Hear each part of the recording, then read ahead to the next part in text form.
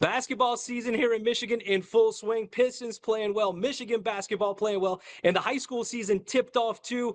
And a guy who has a big part of that to start off this season, the one and only Chris Webber. Thank you for joining us. Appreciate it, man. Hey, thanks for having me on. Absolutely. So you got a showcase coming up, the Best of Michigan Basketball Showcase, putting your name on it with some of the top teams in the state of Michigan coming to play each other this weekend. What gave you the idea to want to do this, and what do you expect to get out of this, putting some of the best teams in the state against each other that we might see against each other at the end of the year? Yeah, so again, thanks for having me on. And I just wanted to highlight all the great coaches and players that we have in Michigan, and even a great team in Reynoldsburg out of Ohio.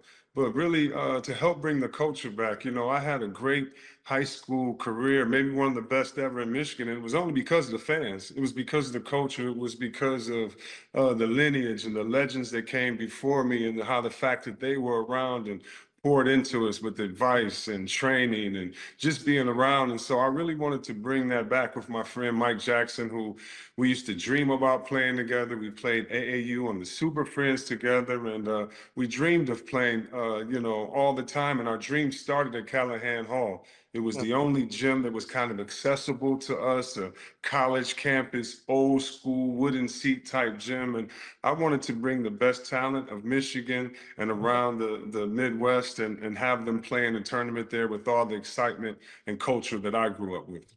I mean, you're kind of like bringing it full circle in a way. What was kind of the catalyst that kind of lit the fuse to all this to see it all come to fruition this weekend? Well, I've been working on this with my friend Mike, as I said, about 7 years. And believe it or not, there were many venues that really didn't understand the vision. And that kind of let me know how culture kind of was lost in high school sports. I took this model from the McDonald's All-American game, in which I was a part of. And I tell you, with the charity aspect that we had there was something special. And so Friday night, myself and others are going to speak to kids on the campus of University of Detroit Mercy, and kind of pour back in and talk about everything from NIL to health to media training, and others from some people that I have from different industries coming to offer services to them and their families and others, as the game is really changing now. The landscape of high school athletics are changing now. And so we want to make sure that we're ahead of any issues and problems, but also inspire, make sure that we acknowledge all that they're doing. We validate how hard they're working, but also give them tools to be able to manage the future. How much has the game changed? I mean, we're talking 30 years since you were a freshman at the University of Michigan, and so much has happened in that time. How different does college basketball operate from what you've been able to see? Because you're still around the game really closely. Yeah, I think it's changed a lot. I think the essence is the same. No matter if if you're getting paid or a scholarship, you're going to want to do your best. That pressure is there. You still have to be excellent, get in early, leave late, be a great communicator, be selfless, realize there's something bigger than you. But also now you're getting paid to play the game. When I was in high school or in college, we were kind of we led in kind of the marketing and the branding of the game, and now they're paying young people to play the game. And so what I tell them is that it's a wonderful opportunity. Make sure you honor those that came before and fought, especially those narratives for you to get here, but also understand any opportunity is a responsibility. And as you know, you have a responsibility to your family and to Channel 4 there. And so you have to work, you have to be on time, right? And so there are no more amateur excuses, no matter of your age. And so we try to give them tools to handle some of the mental anxieties, some of the pressure there, but also tell them to embrace the moment and let them know that they can be their best every day. And when you look back after time, then you'll see that you have a trail of character, which you'll be proud of. Hopefully an excellent outing coming up this weekend too, because you, as I said, you have some great teams that are about to play over at Detroit Mercy, but your alma mater, Country Day, starting things off. How did you come up with the field and like go through and pick which teams were going to be a part of this event? Well, we wanted to have some of the best teams there. You know, the tournament, first of all, is all about talent. And I wanted our Country Day girls there, who's been great since Coach Frank Orlando has been there. I wanted him to be a part of it, but I also wanted the former champs to be a part of it, last year's state champs. I mean, we have a great resume of players all the way through Cass Tech and schools that I kind of wanted to go to, or I even played against the coach of Cass Tech, and now he and his son are there. So it's exciting. It is full circle, but we wanted to start with the best talent, the best teams, the best players, and the best coaches. And we have some of the highest ranked players in our tournament, both on the men's and women's side. And so it's going to be 2 days of fun. We have a wonderful DJ, DJ Freeze, all the way to some exciting surprises there. So hopefully the community comes down and support it. Definitely will have a old school feel to it as we really get back to letting the crowd kind of be the star of the show as well, along with this great talent. From the venue to the environment to the culture that is here for basketball in Detroit, I'm sure it's going to be a great weekend. But it's been a great start to the season, too, for your alma mater. You got a front row seat in Vegas to see Michigan basketball play. Going into that tournament in Vegas, though, I think people had questions. They had some close wins. I think it was Wake Forest, TCU. But in Vegas, they just really took that tournament over. What stood out about Michigan basketball in those few days that you got to see him? Well, it's not only the leadership of Yaxel, not only the leadership of Coach May, but it's the culture there, and just those young men come to work and put their hard hats on every day. And you know, from a technician point of view, I love the hype, I love the heart, the will, I love the skill set. But at the end of the day, it's how you bring your heart every day, and that's our biggest skill set. And when you have that, you're supposed to win, and they've embraced that. So yeah, I'm excited about the Wolverines and just the future and where we are now. I mean, a lot of size, a lot of athleticism, a point guard who can spread the ball around. In some ways, it sounds like 91, 92 era Michigan basketball. Well, yeah, I mean, I love to think so. And what's really cool is that we're fans of these guys. We're fans of what these guys are doing. So we had our time and we're embracing it, and we're glad that they pay homage to it. But the reason why they pay homage to it is so that we can, you know, hold up their flame and tell the world how good they are. So just as a Michigan man, I'm proud to be able to say my team is really good this year. And, you know, they're even a bunch of better individuals off the court. Looking at what they've done this year, right now they're number one in the coaches poll. They're number two in the AP top 25 net rankings. They're near the top. You guys started out the season in 92 as the number one team in the country. What advice would you give to some of these guys to say it's great to be playing basketball at the peak in November, in December, but March, April is when you want to show up the most? What advice would you give that group to kind of keep that attitude at the top? I would just tell them to go back into their reserve of memories and remember what got them here, to follow their leader, their coach.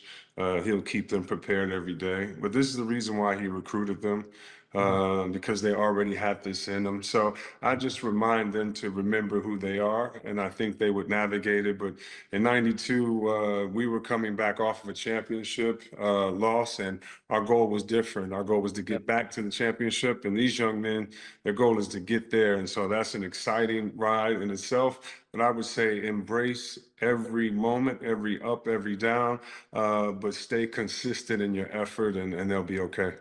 We talked about this weekend coming full circle for you, but at the desk on TNT to cover college basketball now, I was watching the other night. It's you and Jalen sitting at that desk together. What's it like now? I mean, you guys shared the court together for so long, and then now you're sharing a desk together to break down the game that you love.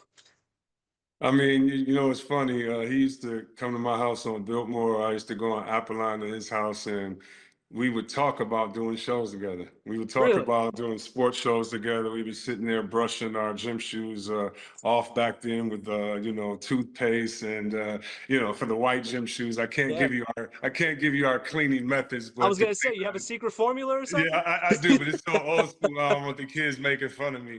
But Hey, if we it would. works, man, that's all that matters. That's true. That's true.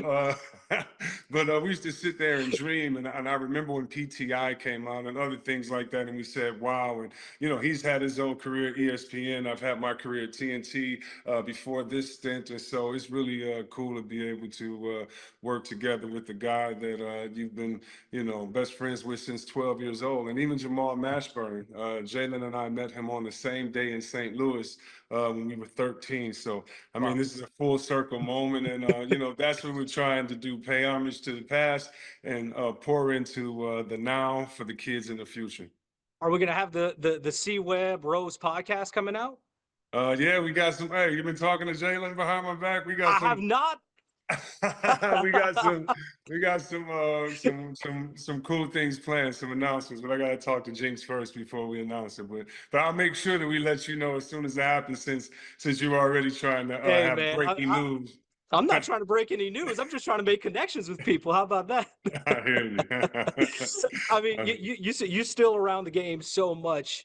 And we have a professional basketball team here in Detroit that is making waves in the Eastern Conference. What JB Bickerstaff has been able to do with Cade Cunningham and that whole crew. I mean, how impressive has it been as a guy who's from the city to see the Pistons kind of put themselves back at the top of the Eastern Conference? They're number one in the East right now. Yeah, and Detroit, I think we're built on resilience, we're built on heart. And if you think about the tough decisions, from an administrative standpoint that Mr. Gore's made, that Arn Tellem made, the fact that they're being rewarded by owning up to owning up to whatever issues they felt they had, turning it around and giving the people what they want. So I'm excited from the top to the bottom because I know this is what ownership wanted, and I know it's what the players in the locker room wanted. And Coach Bickerstaff, he's all about building programs. If you saw what he did in Cleveland and his heart, but let me tell you something: if Cade's name is not in the talk for MVP, and something is drastically wrong. I dare anyone to name me a player that has had more impact on a team, that has fit in seamlessly with the team and the culture of the team and the city, but more importantly, put wins in the score column, and from their consecutive wins all the way to what they're doing consistently. And he just has game and heart. So I mean, I'm a big Pistons fan since Chuck Nevitt and Kelly Tripucka. So I'm definitely a Pistons fan now. Look at what Cade has done so far this season. I mean, he's cut down on his turnovers this year. He's put the team on his back, especially in the fourth quarter. What is the tough? You've been in those shoes before. What is the tough leap to make as a guy who, coming out of college, everybody knows who you are, but now you have to try to find a way to like reestablish yourself? What hurdle do you think he cleared this season? I would think for anyone at any level, is when you go to that next level, it's you need a little time to evaluate. You need time to be able to practice and put some of the process and proof and practice in there. And then after you kind of sit there, figure it out, and then you have another opportunity. And what I love is his IQ. Really, what we're talking about from the turnovers is, okay, they're double teaming you now because you're such a great player. How do we adapt? And that's what the game is about, adapting to the speed. Can you slow down even though the game is going so fast, yet play within the pace? Can you see the double team coming? I mean, there was a play a couple of weeks ago at the end of the game. I forgot who we're playing, but the clock is going down, and he just takes it to the hole and does some type of a layup and just starts laughing because the game is over. And those are the moments that I enjoy, is watching him become better and better. He has the skill, and more importantly, he has the will and the IQ. And so it's great watching a player like him. I mean, he could be most improved and MVP if he really wanted to in the same time. He's got the IQ, and he also has that cold-blooded instinct too. Because to smile after hitting a game-winning shot, oh yeah, that's the I made it moment, huh? And Detroit, we love being the good guys at heart, but we don't mind being mistaken for the villain. It kind of makes us even, get that much more loyal to our cause. And so he has that in him. And you're right, that's a cold-blooded smile. Don't fall for it.